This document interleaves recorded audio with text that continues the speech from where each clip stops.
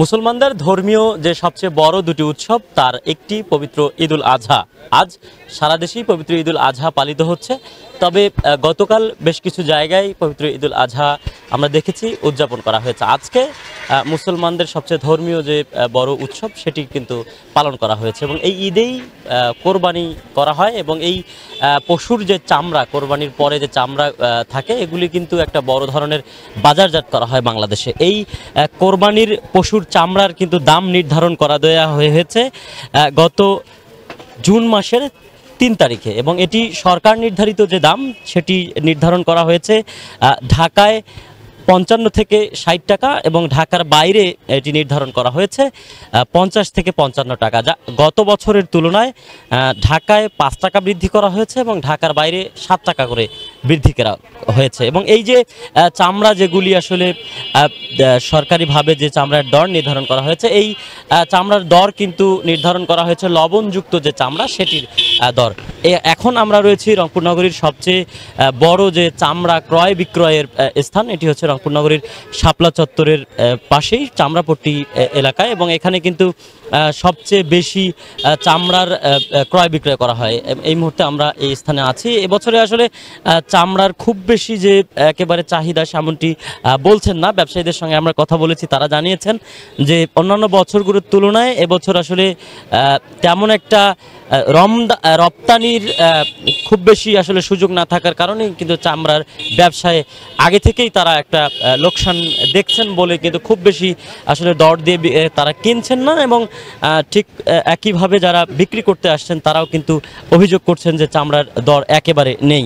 আমরা এই মার্কেটে যারা আছেন এবং এখানে চামড়ার ক্রয় বিক্রয় করছেন, এখানে একটি পশুর এখানে চামড়া বিক্রি করতে আসছেন সেই বিষয়ে এখানে কথা হচ্ছে, আমরা সেটি দেখছি। এখানে সেই কিন্তু চামড়ার দর নির্ধারণ করা হচ্ছে। এখানে যারা কিনতে আসছেন তাদের সাথে যদি একটু কথা বলি, আপনি তো চামড়া কিনছেন, কি দামে এবার কিনছেন এবং গত বছরের চেয়ে এবার দাম বেশি কিনা? বেশি না, কমই আছে। যেমন যে 5 টাকা দিয়ে কিনছি চামড়াটা, গতবার 10 টাকা দিয়ে কিনেছিলাম। মানে আমি কি খুব একটা ব্যবসা করি না, তো এই সামান্য এগুলো নিয়ে যাই, বেচে দিই। এই যে গরুর চামড়ার দাম কিরকম এটা জানা আছে? গরুর চামড়ার দাম ওই 200-300, যেগুলো মেয়ে, আর যেগুলো ছেলে সেগুলো 800-1000 এরকম করে চলছে। গত বছরের তুলনায় এবছরের দাম কিছুটা কম। কিছুটা কম। ধন্যবাদ। এখানে আরেকজন আছেন যিনি চামড়া বিক্রি করতে আসছেন, একটু যদি কথা বলি আপনার সঙ্গে। আপনি তো প্রতি বছরই এটা করেন, প্রত্যন্ত এলাকা থেকে নিয়ে এসে এখানে দেন। আসলে এবারে কেমন চামড়া কিনেছেন এবং দাম কেমন দিয়েছেন এবং আপনি এখানে এসে বিক্রি করতে এসে কেমন বিক্রি করছেন? এবার মনে করেন মাল কিনতেছি, মনে করেন 400-500, হ্যাঁ কিনি, কিন্তু আবার মনে করেন 50-30-60 ইনকে একটা চামড়া আপনার লাভ হয়। কি করবেন এখন, বসে দিয়ে তো লাভ নেই গরিব মানুষ।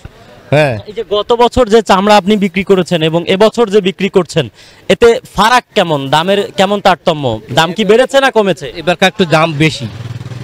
হ্যাঁ, কিরকম মানে চামড়া প্রতি 200 করি মনে করেন বেশি। গরুর চামড়া কত বিক্রি করছেন এবং ছাগল কত? ছাগলে বিক্রি করতেছি 50, 100, 150, হ্যাঁ। আর গরুর মনে করেন 500, 400, 600 হাই বাজারে ভালোটা। হ্যাঁ, আমরা কথা শুনছিলাম, তিনি কিন্তু কথা বলার চেষ্টা করছিলেন এবং সেই কথাগুলি কিন্তু আমরা আপনাদের শোনানোর চেষ্টা করছিলাম।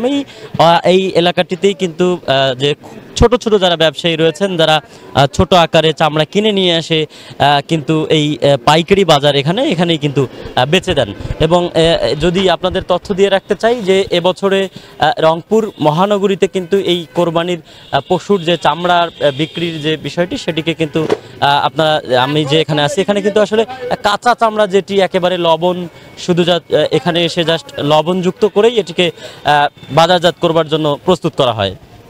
আসলে সব মিলিয়ে যদি বলতে যাই যে কোরবানির পশুর চামড়ার বাজার কিন্তু এবছরে সরকার নির্ধারিত যে দর, সেই সরকার নির্ধারিত দরের চেয়েও অনেক কম হারে বিক্রি করছেন বলে কিন্তু জানিয়েছেন যেমন ক্রেতারা, তেমনি এখানে বিক্রেতা যারা রয়েছেন, যারা এই চামড়াগুলো আসলে বেচতে আসছেন, তাদের অভিযোগ যে সরকার গত বছরের তুলনায় এবছর যেমন দর বাড়িয়েছেন কিন্তু তাদেরকে সেই দরটি দিচ্ছেন না, এমনটি কিন্তু পাল্টাপাল্টি অভিযোগ, যেটি প্রত্যেক বছরই থাকে, এই বছরও থাকছে। সে খবরই দিচ্ছিলাম আপনাদের।